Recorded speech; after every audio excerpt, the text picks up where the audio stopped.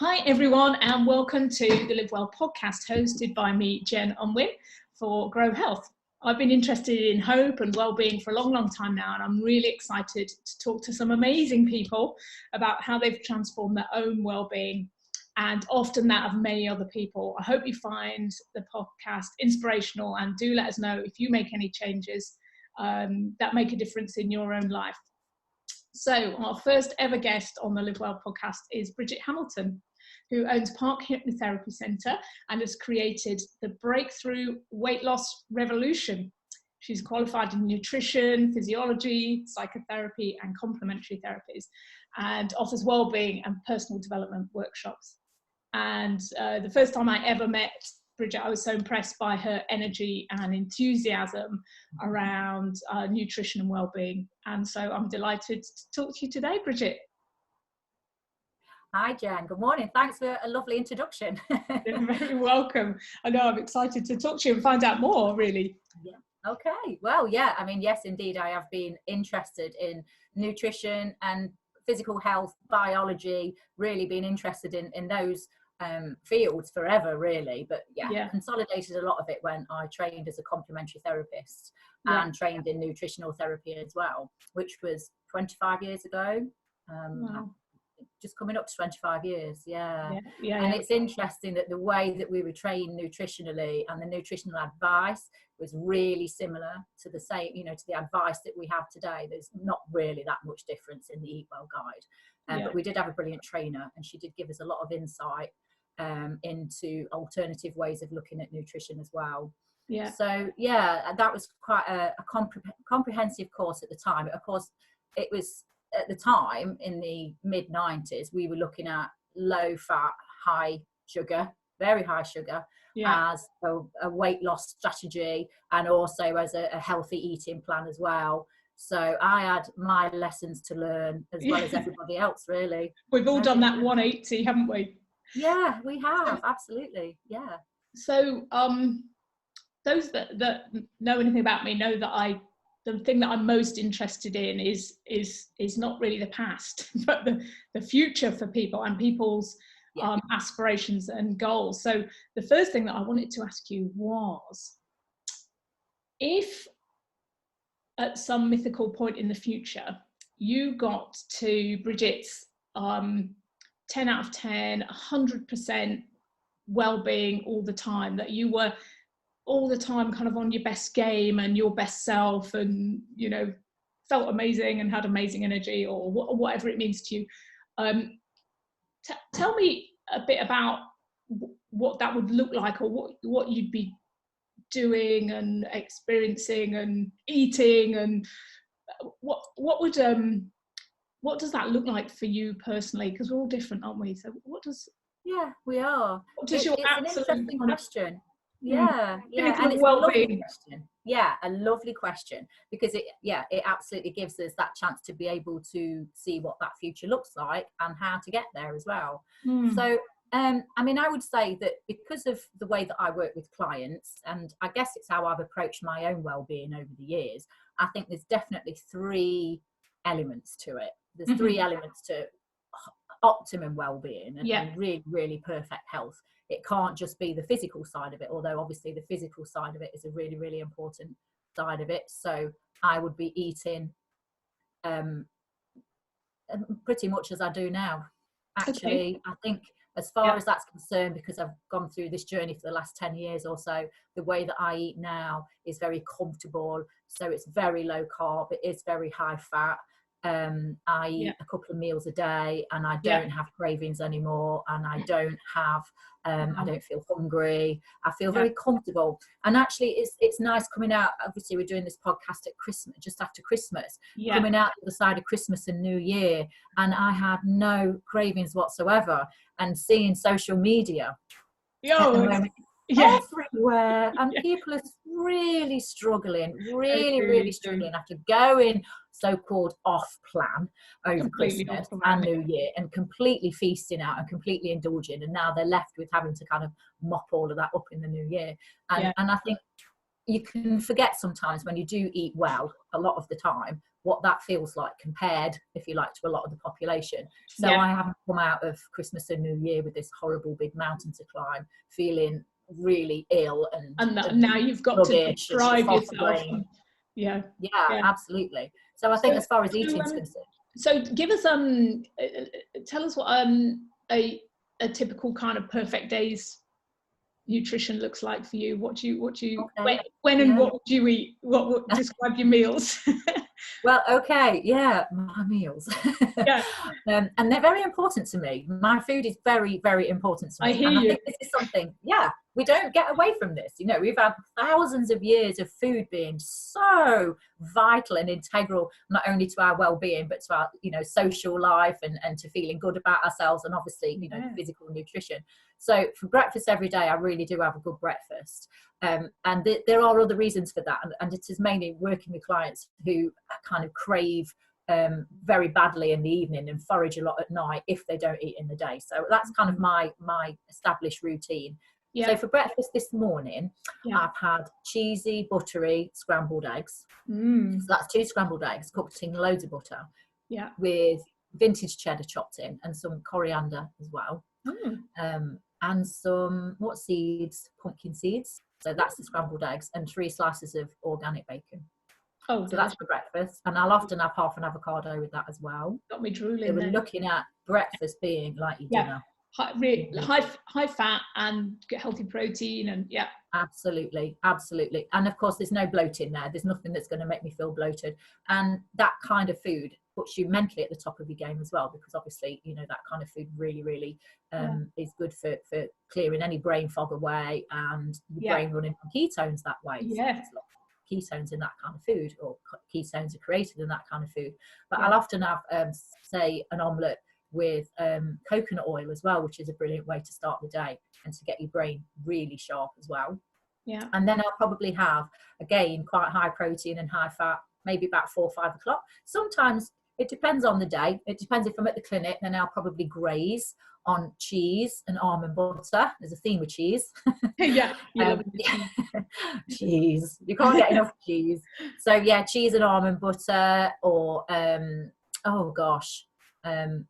if I haven't had any avocado, then I'll probably eat avocado throughout the day. Maybe just a tin of tuna and mayonnaise, something like that. And then maybe a small dinner in the evening, a couple of pieces of salmon and some, I love green veg stir-fried in bacon fat, actually. One of my go-to dinners. So a typical dinner will probably be pork chop, or chicken legs, something like that, or salmon, some protein and fat with some chopped Brussels sprouts stir-fried in bacon fat. And then you're not like you say, you're not then craving in the evening, because your body's going, thanks for that. I've had some nutrition. So your nutrition would be the same, but what would be better or different in this kind of fantasy 100% well-being future? Is there anything that would be different from what you're doing now? Maybe not. I don't really know. It's hard to say.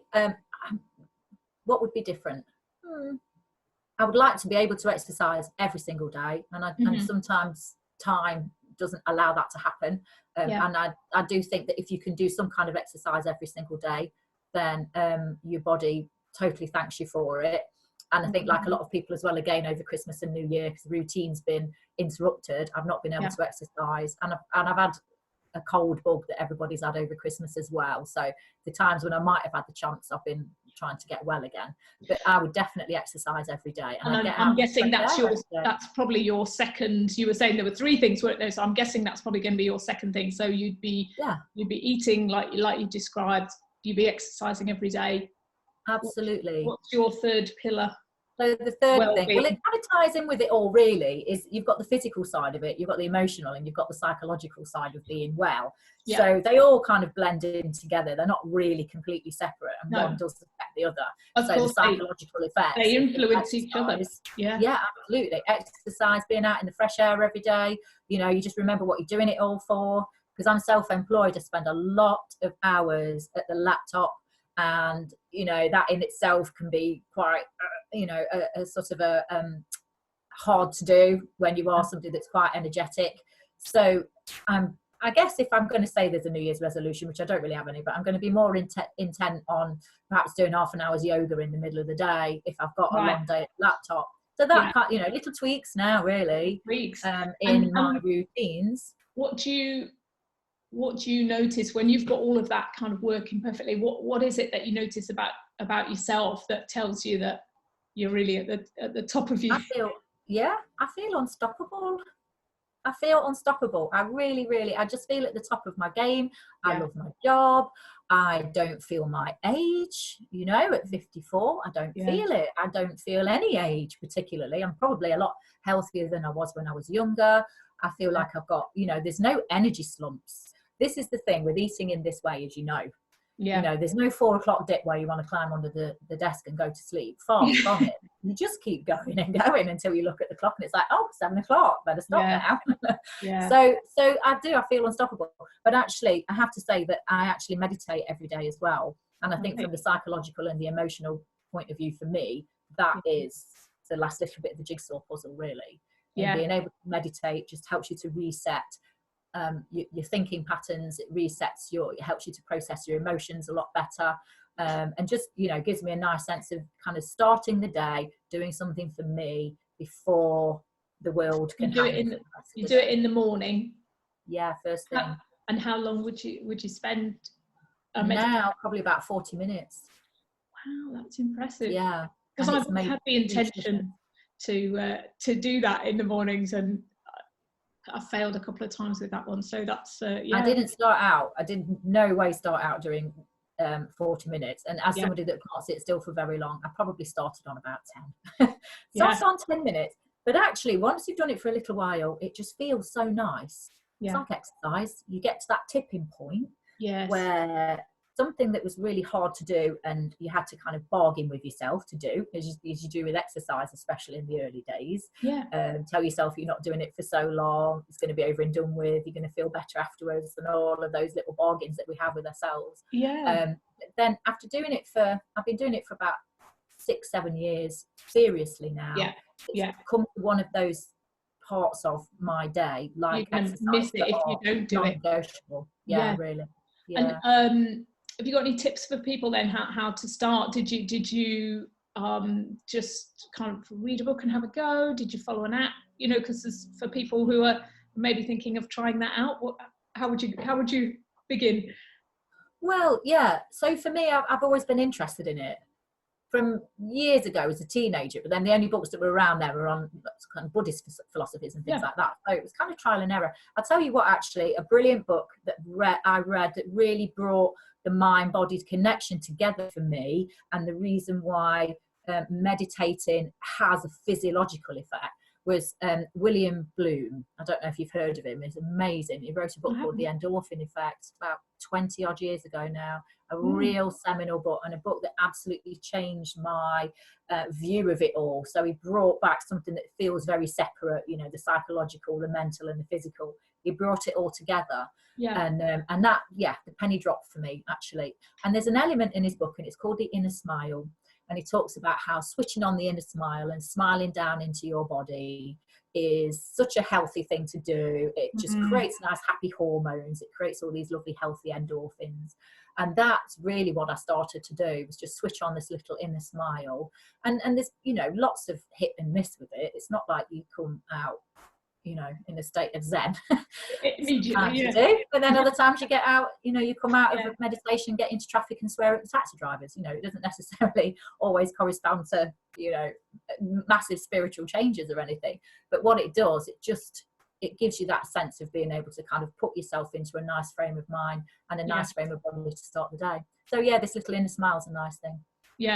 And having that sense of where your mind goes, that does sort of dictate the sort of emotion of the day, doesn't it, and the behavior of the day. And if you can set that right in the morning, then that's amazing. So it's a nice thing to do. So if we called your sort of perfect well-being, you know, you being on your game kind of 100% of the time, if we called that kind of 10 out of 10, where are you now? What would you give yourself out of 10? 9. 9, which is amazing because you've made all these sort of changes over the years. Yeah. I think a part of it is taking the pressure off myself as well. Because when I was younger, I don't know about you, but when I was younger, I used to exercise to lose weight and that would be it.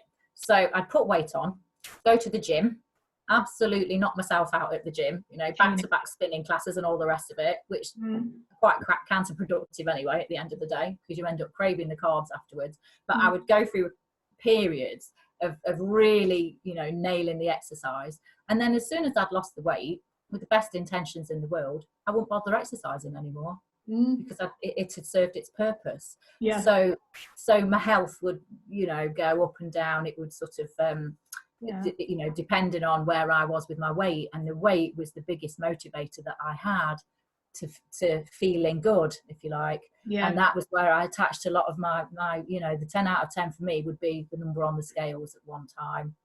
And I think as you get older and you go through, you know, the menopause and that kind of thing just doesn't really matter anymore. The weight on the scales doesn't interest me anymore. And I got a bike and I started to cycle and I just loved being out on my bike. Yeah. So that became something that happened so regularly because I love to do it. And I love the feeling of feeling healthy, that it all changed because you're doing it for a different reason. You've got a different motivation. So when I say 9 out of 10, I mean how I want to feel in myself. For your actual sort of overall well-being, not just this one single parameter, which is the number on the scale. Yeah, absolutely. And it's a very limited parameter, isn't it? Isn't it? Looking back then, what, you know, do you recognise a time when you were perhaps kind of at a lowest point with your well-being, or was there a sort of a moment where you started to see things differently, or was it more organic than that? There wasn't a kind of, oh my god, I need to do something different.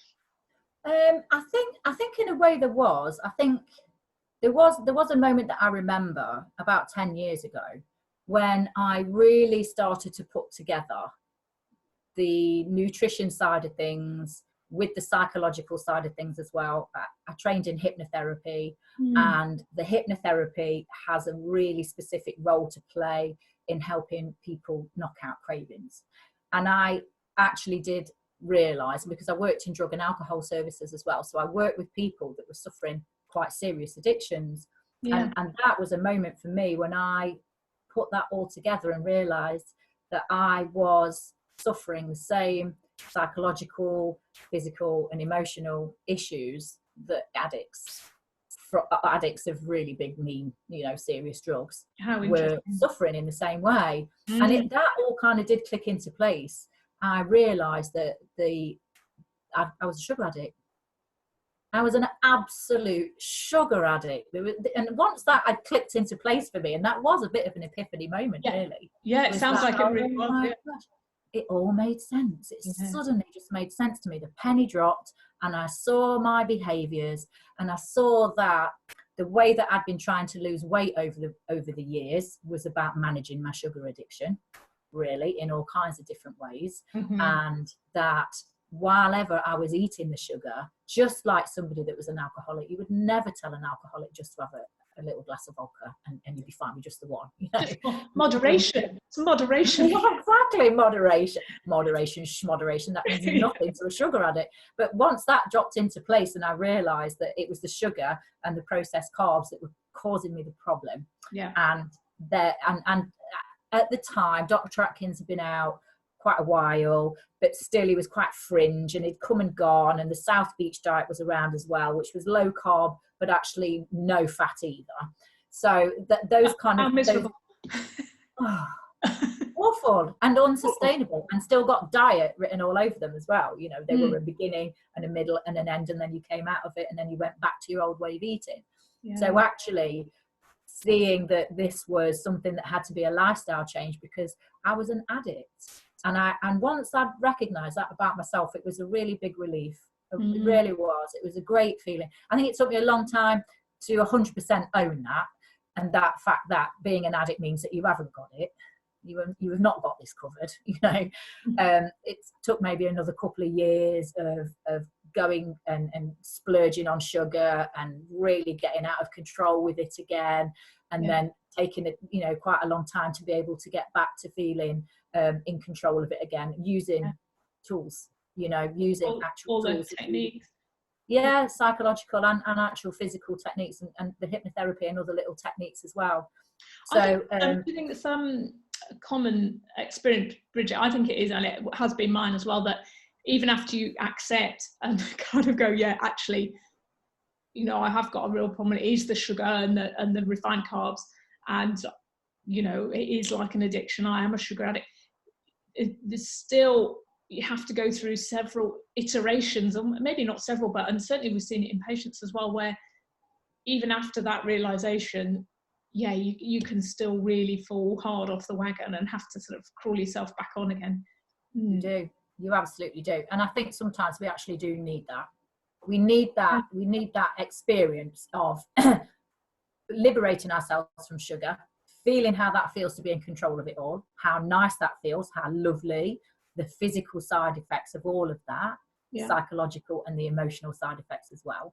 And then having a period of going off, so that you can actually feel that contrast. I think it can be a great experience, because it really does give us that, like you say, that iteration of knowing that is where you were, that is actually how it was for you, and, you know, wanting to get back, wanting that healthy state, but knowing that you've got the tools to be able to do it as well. I really agree with that.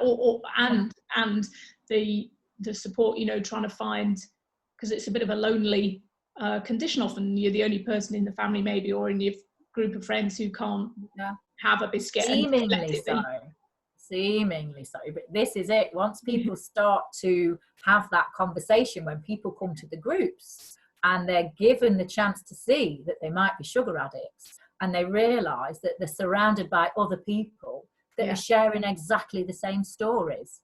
That's the second liberation, isn't it? The first is recognizing you are, and then the next is recognizing, actually, there's a little tribe of us, you know, like, you know, here's not so little. Big tribe. There'll be other people listening, and absolutely, often those people who are most anti the fact that sugar is addictive are the ones, in a way, who can't imagine giving it up. You know, they can't imagine it, and the fact that some of us have managed to do it is kind of irking for some people, isn't it? Of course it is. Well, if you think about it, you're not going to, if you are in the middle of an addictive phase, and as we know, working with people who suffer from addictions, is that the biggest step towards making the changes and getting rid of the addiction, the first step, the biggest step, 90% of the work is that moment when you go, yeah, actually I'm an addict. Because until you actually acknowledge that about yourself, there's no way that you're going to be able to move on from that. And, and of course, if you think about it, if you're putting this sugar in your mouth, there's no way you're going to be thinking, this is dangerous for me, every time you eat it. It's the same with smoking. People don't tell themselves that cigarettes, every single fag that they smoke, is going to kill them. That's not the way it works. We persuade ourselves that this little friend of ours, this little helper, you know, our relaxer or our only little treat or whatever it is our little friend. Otherwise it wouldn't work for us, would it? That we that's it. I think we don't talk enough about what is it that we're getting from, you know, what is it that whatever it is we're struggling with, what the addiction, what is it that we're actually getting? Because then you can think about, like you have, how do I get that elsewhere? How do I get those endorphins that the guy wrote about? How do you get that in other places in your life? And then you can start to build, as you have. And it doesn't happen overnight, as you say, but you can start to build with building blocks, other ways to get that thing in your life. Because sugar robs you of that motivation, doesn't it? It robs you of wanting anything else, really. Yeah, and I think that's a part of it, is the escalation with sugar, isn't it? Is that I mean, you've got a different types of relationship when it comes to addictive behaviors with sugar. So you've got some people who need it every day and have got little pockets in the day, little triggers, routines that, you know, that are part of, you know, the sugar addiction. So that might be whenever they have a cup of tea, they'll have biscuits with it as well, and, you know, that they might just have a couple, but then probably more than that throughout the day. Or you've got people who possibly don't go anywhere near sugar. Maybe they've got more of an understanding that actually they know that they've got an out of control relationship with sugar, so don't go anywhere near it. But then as soon as they do, that's it. They're off to the races and they'll eat the whole lot. But there is that escalation with it a lot of the time with sugar, that all or nothing thinking that we have, that, oh, you know, I'll just clear out the house and then once it's gone, it's gone. You know, there's that kind of, there is there's no limit to it really with sugar. You can carry on eating it and carry on way beyond feeling ill, and way beyond how a lot of people who don't have that out of control relationship with sugar would feel so sick that they couldn't possibly eat anymore. You don't get that when you're a sugar addict, so you really can escalate. In fact, in that way, I'd say that it's a more dangerous chemical than heroin, because you take a certain amount of heroin and you stop. You cannot take any more, you know, so you're self-limiting in that way, whereas sugar, it isn't the same. Yeah. Wow. So, and you can go on and on forever in that yo-yo cycle. You just carry on with it. It never stops, because the next day you wake up intending not to do it, and it will start all over again because you've got the same triggers. The same trigger, then that same persuasion that goes with it, the fact that it's your little friend. And just it's everywhere, isn't it? So ubiquitous now. I think it's just so difficult for, and particularly for young people as well, you know, everything has sugar in it, all the drinks and everywhere you go, so you're triggered so easily. And you know, it's, you mentioned heroin, that isn't everywhere, is it? You know? Exactly. Exactly. And this is the uphill battle, isn't it? That heroin, and even, you know, well, nicotine to a large extent now is seen as something dangerous. It's not socially acceptable anymore. It's not something that people share with each other. There's not that kind of, oh, go on, you'll be all right kind of. There's a shutter in the shop, isn't there? You have to ask the lady to lift the shutter in the shop. It's not on display. It's that sense that it's you know, not to be encouraged. Whereas every advert, well, not every advert, but you know, it is everywhere. People thinking, yeah, definitely it's a treat, you know, oh, go on, just one. It's so much in the culture now. Everything in the year, like Halloween and Christmas and Easter and birthdays, and so and that's that peer pressure, isn't it, that people have, where if you're going out with friends for coffee and cake, if you're not having the cake, there's a conversation that you need to have with people to be able to say, and I would always say, you know, don't even try and defend yourself. If you decided to stop sugar and you decided not to eat it anymore, there's no point in even trying to explain yourself, because people would try and persuade you to have a little bit, you know, or go and just have a little bit, you'll be all right. To be able to just say, I'm all right, I'm full, or not today, or what have you, is sufficient to be able to kind of put that conversation away. But without drawing attention to it. But you have to deal with it over and over again. In the workplace, with coffee and cake, friends, puddings when you go out, obviously at home. It is everywhere, and it's got that because there's so much permission from everybody else, and that idea that it is a treat, and it is something that that's seen as you know, and a way to be emotionally indulgent with your children is to give them some sugar as well. So you've got that from a really early age as well, haven't you? With little ones. It's very tough for young people these days, isn't it, really? I think they don't know any different, whereas we do. I think it is. And yet I wish I knew what I know now long ago. I'm quite pleased that you know, a lot of our family have kind of adopted, because they've seen what we've done, you know, and it is now known, as you say. So in that way, there's hope, I think, for young people coming along, that at least some of us are saying, you know, that watch out, you know. Brilliant. So I suppose my next question would be, so what's next? What's next for you then? You said maybe, what was it? Maybe a bit more yoga. What was next in your well-being? Not much really.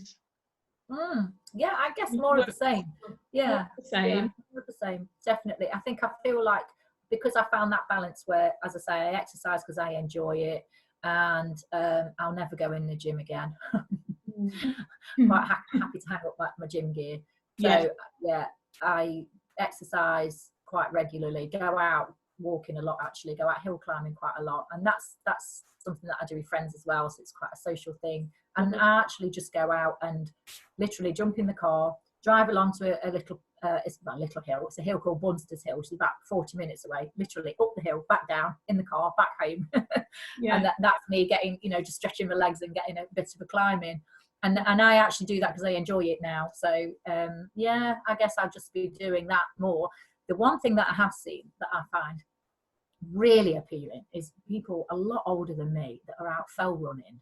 And I love the thought that in 20 years time I could be, maybe I'd be up to that 10 when I can actually run up on the fells. I don't know how much you'd run up, but definitely running down. Running down, yeah. Oh, that's a lovely image. Yeah. And there's a lot of fell runners out there, and there's a lot of fell runners that are, you know, a couple of generations on from, or a good generation on from me. And so that, you know, that's something to aspire to, isn't it? That actually eating well and looking after yourself and knowing that it doesn't have to mean decline, I guess. Once, you know, coming to middle age and not declining and actually maintaining that level of health is in itself a good goal. Thriving into old age. Really, to feel that way and to not feel that it has to be an inevitable kind of a decline. Is there one, I mean, you mentioned that one resource, didn't you? Was it William Bloom? You said the book was William Bloom, and it was called Endorphin. The Endorphin Effect. The Endorphin Effect. So that's something for people to maybe look at. I'm definitely going to follow that up. Is there one either person or book or resource that you would say made a massive difference in your own wellbeing journey? Is there anything else that there's two?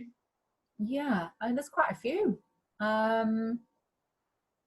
As far as wellbeing, personal wellbeing is concerned, there's quite a few. I guess the kind of people that really influence me are those that bring the mind-body connection together, because I am so interested in biology and the A&P, and also the psychological side of it as well. So, excuse me, people like The Biology of Belief. That's an amazing book. Right, Biology of Belief by Bruce Lipton.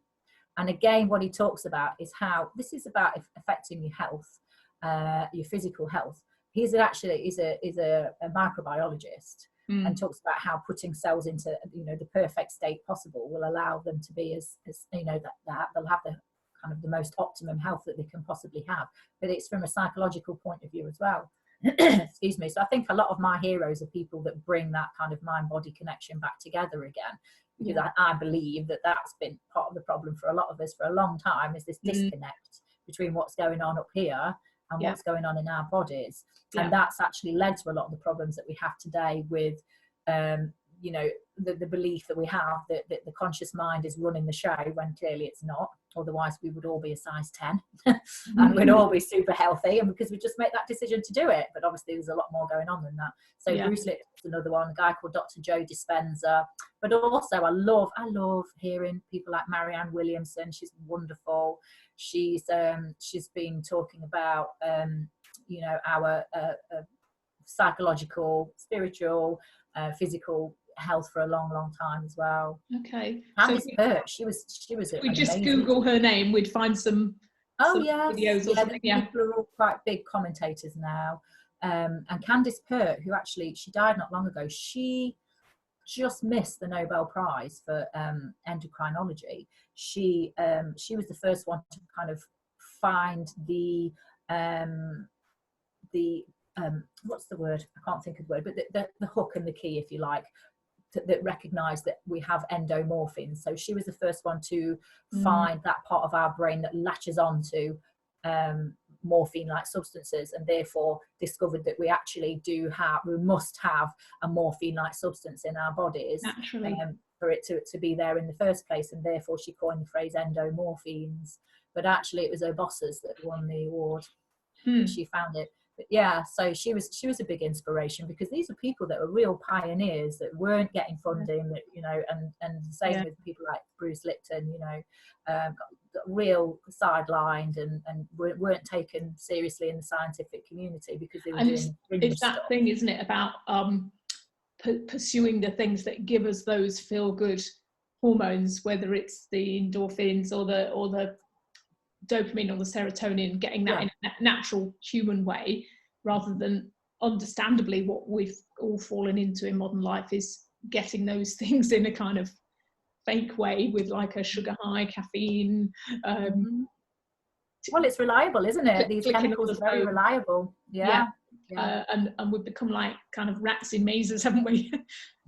Pressing the lever for a reward, and it's about people kind of standing back and really thinking about, just as you have really, about that's what I find so impressive, is that way you've kind of thought that through for yourself and kind of designed your life around that thinking, and look where it's got you. You know, like you say, you're now a picture of health and you know, feeling so well and energetic every day, just by all those small behaviors really, and things that you've sort of put in place over the years. And like you say, it's not an easy win, but it's having that long-term vision and then believing in that and taking the steps and noticing, as you say, how you feel when you're doing that, as opposed to how you feel when you we all occasionally slip back to our kind of lazy, greedy Christmas ways. Lazy, greedy Christmas ways. I love it. Yeah, I guess it is true, and it's just all the elements, all those little components. But I think actually the thing about Charles Duhigg as well, he wrote a brilliant book about habit, and how actually the habit, when we do make new habits, we have to make them quite slightly, you know, we have to make them in really small little increments, because you can't make big massive changes just like that. And although it might seem like knocking out sugar and the processed carbs and changing your diet seems like a massive change, it can be quite a small one, and you can do it in quite small subtle ways. So you don't really change much about your life, you just replace the processed carbs for a higher fat high fat meal. Change your breakfast to eggs and bacon like you do, and because you enjoy it. Because you enjoy it, you actually, you know, you've got a motivation to carry on doing that. If it's something that feels too hard, which unfortunately is why all these New Year's resolutions, they ain't going to work. They're just not, because they sound so painful. I mean, as I say, all over social media, there's people trying to, you know, this massive uphill battle of overhauling their lives, and it doesn't really work that way. We have to do it in small amounts, and it has to be something that you enjoy, otherwise it's not going to work. And I think that was the same with exercises, that you can't just go hell for leather. In fact, somebody was saying that, you know, the slimming clubs, you can't get in the door these first few weeks. And the same at the gym, you know, the gym memberships go through the roof, and every single class is completely oversubscribed, because there's people just going hell for leather. Leave it till February, you know, and we'll be back to where we were, because it's not sustainable. So actually it has to be small changes, and it has to be appealing as well. It has to be enjoyable, and especially when it comes to changing your eating, because food is such a deep relationship, isn't it, that we've got. It's the deepest relationship that we've got to our bodies.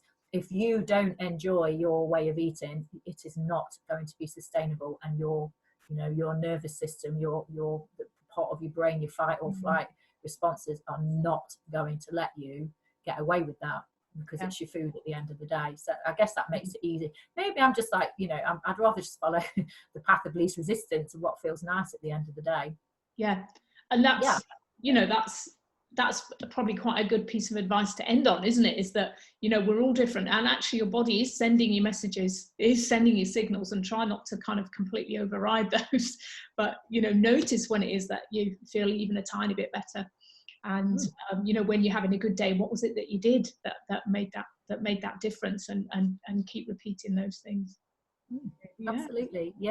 I think we put a lot of pressure on ourselves to do these big major overhauls, and to feel like it's got to be a massive uphill battle to get healthy or to feel better in yourself. And it really isn't that. I mean, you know, the inner smile that I did for meditation is a lovely little thing, but there are thousands of free meditation apps out there. Yes. And once you sat and listened to one for a few times and you notice how nice that feels, you've got that motivation there to carry on doing it. So, you know, there are like little kind of steps that we can take, that, as long as I say, yeah, it feels nice, that you carry on doing it, because it does feel nice. Yeah. Perfect. I've really enjoyed talking to you today, and I've got a few things to follow up myself to do a little bit more reading. So I've really enjoyed that, Bridgette. Thank you so much, and I hope everyone's enjoyed listening. You're very welcome. Nice to chat to you, Jen.